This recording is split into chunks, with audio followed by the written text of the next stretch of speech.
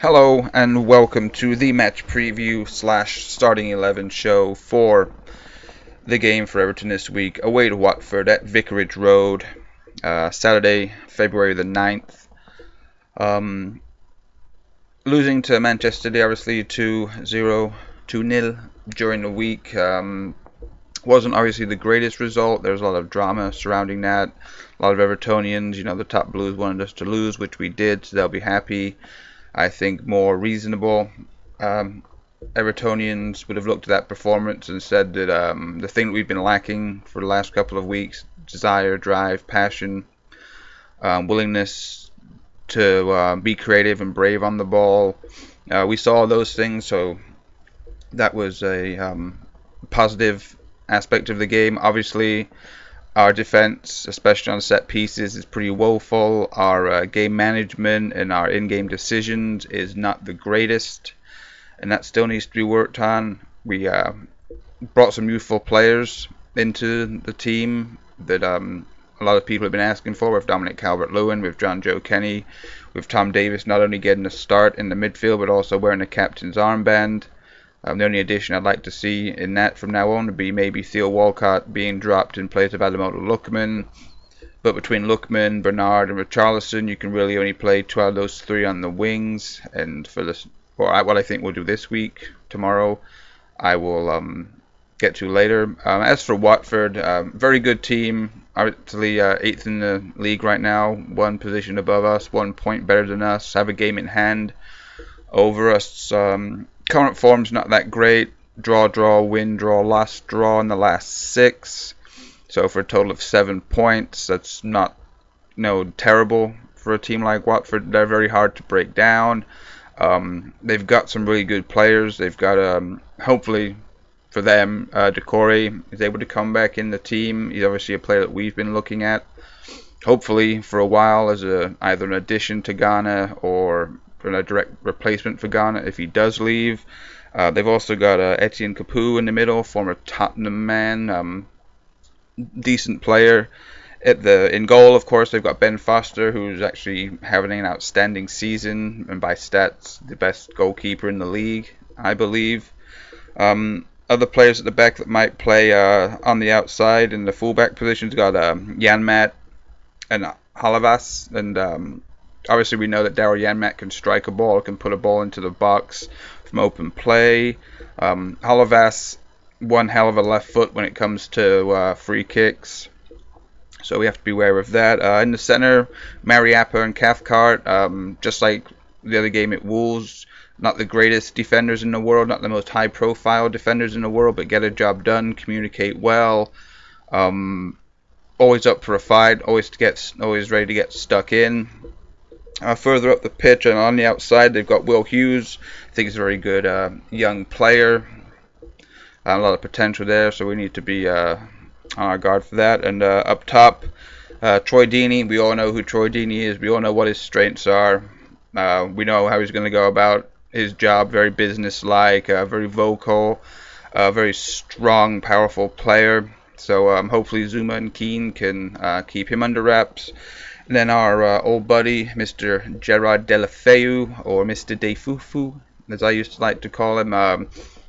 When he played for us, obviously, very inconsistent player, very irritating player at times. I mean, potential's there, skill level's there, creativity's there, because there's a reason he played for Barcelona originally, reason he went back to Barcelona. The other side of that coin, he obviously went and played in Italy for a while.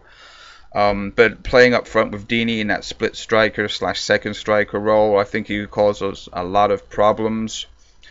So yeah, they're just I hate to say the word average team, but they're a good, solid team that go about doing what Javi Gracia wants them to do.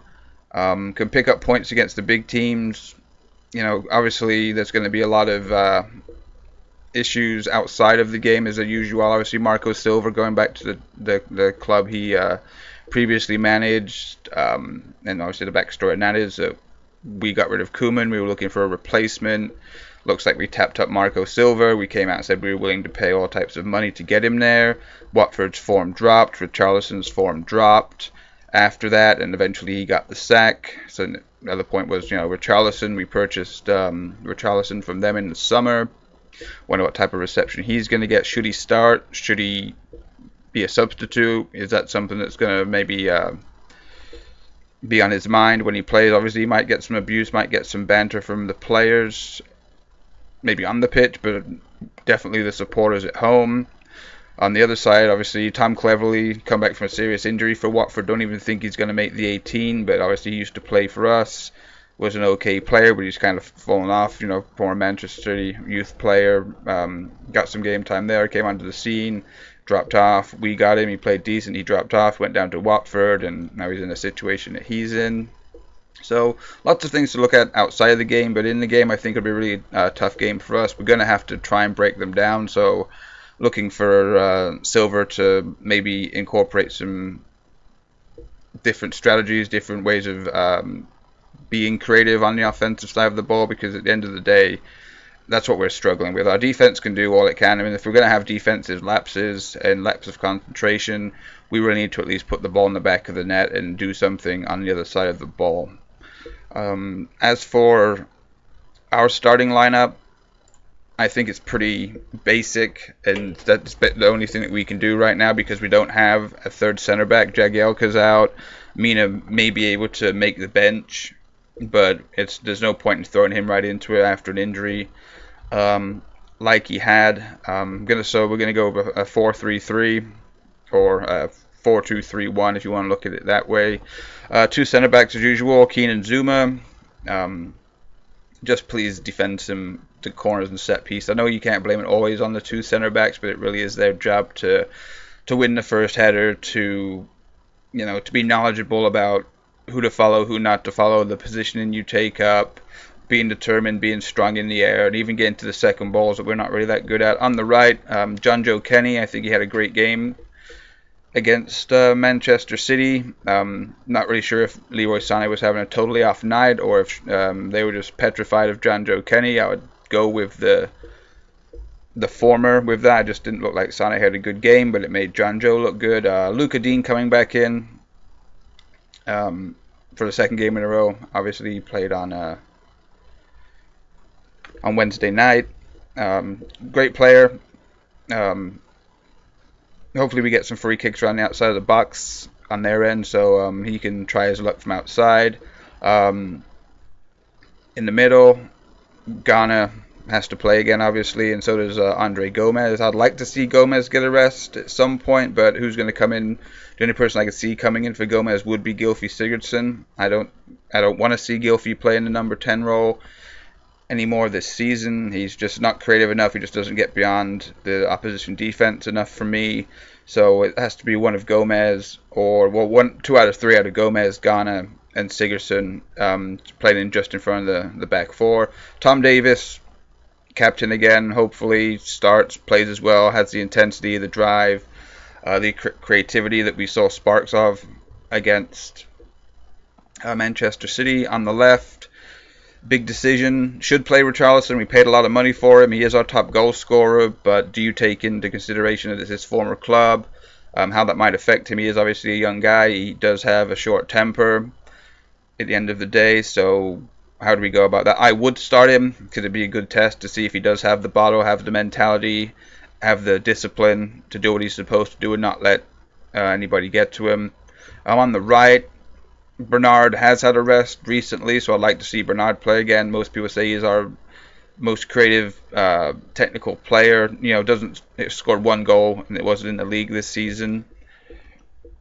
But if we're going to have a more offensive threat and we're going to try and do more things in the final third, I would like to see Bernard play. And the other option is Ademola Lookman, but I don't think in this formation it's something we want to look at. If we could play three at the back, I think he could play up top with our forward, whoever it is, Cenk Tosun or Dominic Calvert-Lewin, and play as a second striker or the split striker, because he's definitely not a winger. He's not an out-and-out winger to play on the right, to cross balls in. He's, schoolyard player, or, however you want to say it. He's got quick feet, he's got trickery, he's got pace, but I don't think this game's for him. Maybe an impact player in the last 30 minutes or so if stuff isn't going well with Bernard. And up top, Dominic Calvert-Lewin, again, needs to get a run of games. He is getting better game by game, so I don't think putting him in and out of the team is going to do anything for us. If we're going to have the stability of the midfield, and if we can get a solid performance, work rate, and creative front line, I think Dominic Calvert-Lewin should be involved in part of that. You can do it all day in training, you can do it every week in training, but until you put it into a game situation, he's not going to get any better, and he's not going to learn from his mistakes. So that's the preview. That is the starting 11 predicted. I think I can see us getting a 2-1 win or maybe a draw. I just don't want to lose. I don't foresee us losing, but again, it all depends on how much effort and if the lads are up for it. I don't see why we wouldn't be. It's another team that's just around us in the table. They are going to have a game in hand on us. Most of the teams around us now do have a game in hand. So all the points that we can get, especially for these games, because we do play a lot of the top teams at home, so I think our away form for the next part of the season has to be on point. Just a little disclaimer, a little bit of side business. Be getting a lot of negative feedback for the masks I wear and for the over-the-top aggressive nature of some of the videos, the rant video, the Make Everton Great Again video. A lot of people don't like that. They say it's embarrassing, that it's shameful that an Everton supporter, so-called, would go over the top and be an attention-seeking whore in order to promote themselves like that. That we're already an embarrassment to the Premier League and to the red shite across the park, so that it's unacceptable. And so I guess for the foreseeable future, we have to bow down and kowtow to the people that don't like it. So maybe there'll be no more masks. Maybe there'll be no more creative aspect to any of these videos. I'm just going to be a regular. I'll just be like I play in the Everton team myself, right? I have no creativity, no passion, no drive, not trying anything new, being stubborn, just regurgitating what all the papers say, and not embarrassing myself. So thanks for watching. If you did watch, don't forget like and subscribe. Have a good day. Up the toffees.